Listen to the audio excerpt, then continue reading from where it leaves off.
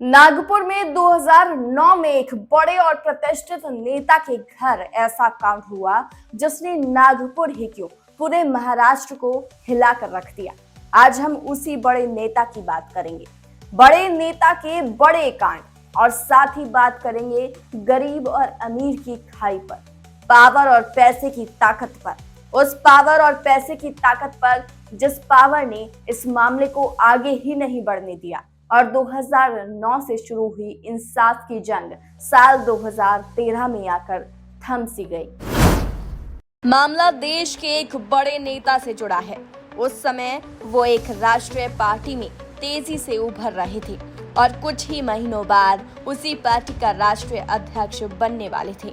लेकिन उसी दौरान उसके नागपुर स्थित घर में हुई एक घटना ने पूरे शहर को हिलाकर रख दिया।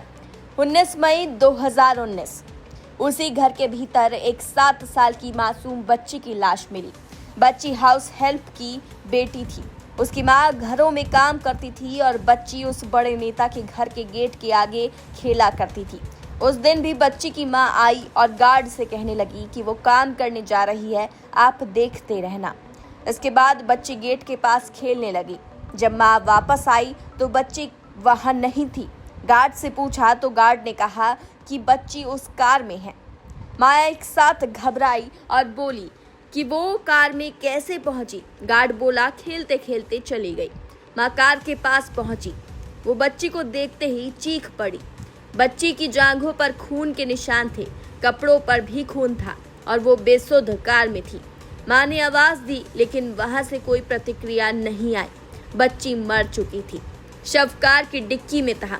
मासूम के शरीर पर चोटों के निशान थे, कपड़ों पर खून के धब्बे थे, जांघ पर खून। ये गवाही दे रहा था कि उस मासूम के साथ बहुत ही बुरा हुआ है। ड्राइवर और गार्ड जो पहले से मौजूद थे वो बोले कि कार में शायद दम घुटने से बच्ची मर गई होगी। उन्होंने तो बड़ी आसानी से ये सब बोल दिया, लेकिन उस माँ के दिल से पूछिए, वो माँ जो अपने बच्चों का पेट भरने के लिए घरों में झाड़ू पोछा और खाना बनाने का काम करती थी। अब इसके बाद गरीब माता पिता ने आरोप लगाया कि बच्ची के साथ दरिंदगी के बाद उसकी हत्या की गई। पुलिस आई, जांच शुरू हुई, लेकिन पुलिस ने शुरुआत में इसे सिर्फ एक एक्सीडेंटल डेथ बताया। फिर पोस्टमार्टम रिपोर्ट में दम घुटने से मौत की बात कही गई। लेकिन सवाल उठे, अगर बच्ची की मौत दम घुटने से हुई तो फिर उसके शरीर, जांघ पर चोट और खून के निशान क्यों थे? यही से गरीब और अमीर की खाई सामने आई। बच्ची के माता पिता गिड़गिड़ाते रहे, न्याय की मांग करते रहे, लेकिन सामने था पावर और पैसे का वो पहाड़ जिसके सामने गरीब की आवाज दब सी गई।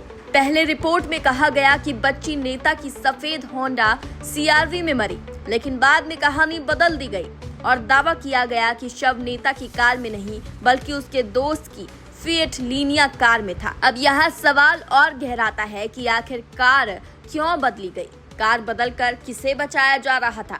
मामले ने तूल पकड़ा और जांच CID को दी, लेकिन CID ने भी जल्द ही अपनी रिपोर्ट में नेता को क्लीन चिट दे दी। माता पिता मांग करते रहे कि इसकी जांच CBI को सौंपी जाए, लेकिन ना तो केंद्र की तत्कालीन सरकार ने इसको सुना और ना ही राज्य की सरकार ने। जब माता पिता ने हार नहीं मानी तो मामला कोर्ट तक पहुंचा।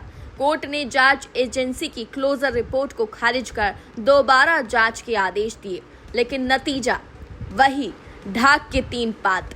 सबसे बड़ा सवाल ये है कि नेता का ड्राइवर जिस पर उस वक्त शक था, बाद में उसी नेता ने उसे अपनी कंपनियों का डायरेक्टर बना दिया।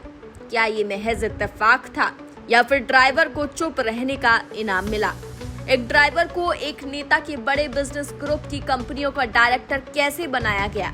इस पर सवाल तो बहुत उठे, लेकिन नेता के रुतबे और पावर के आगे बहुत उठ नहीं पाए। गरीब की बेटी की लाश, अमीर की ताकत और सत्ता के गलियारों में छुपा सच, ये कहानी हमें सोचने पर मजबूर करती है कि क्या न्याय सिर्फ ताकतवरों के लिए है? आज 16 साल बाद भी उस मासूम की मौत रहस्य बनी हुई है। सवाल वही है, जवाब कोई नहीं। या कभी उस 7 साल की बच्ची को कभी न्याय मिलेगा, या फिर पावर और पैसे की ताकत यूं ही गरीब की आवाज को कुचलती रहेगी? ये खबर मीडिया की सुर्खियां तो नहीं बन पाई, हाँ, लेकिन खबर अब भी जिंदा है। अब आप सोच रहे होंगे कि खबर जिंदा क्यों है, क्योंकि 2013 में नागपुर कोर्ट ने सीआईडी की क्लोजर रिपोर्ट को खारिज कर दिया और मामले की दोबारा जांच का आदेश दिया। कोर्ट ने माता पिता द्वारा उठाए गए 23 बिंदुओं पर विस्तृत जांच की आवश्यकता बताई। खैर, ये मामला एक गरीब परिवार से जुड़ा था और गरीबों को हमारे देश में किस नजर से देखा जाता है, न्याय पाने के लिए वो किस तरह दर दर की ठोकरें खाता है, ये हमें बताने की जरूरत नहीं है। लेकिन एक बात साफ है कि अगर इस मामले पर पुलिस ने निष्पक्षता से काम किया होता तो शायद उस मासूम को न्याय मिल जाता। अब आप सोचिए, जिन पुलिस वालों ने, सीआईडी वालों ने जांच की होगी, क्या उनके परिवार कभी खुश होंगे?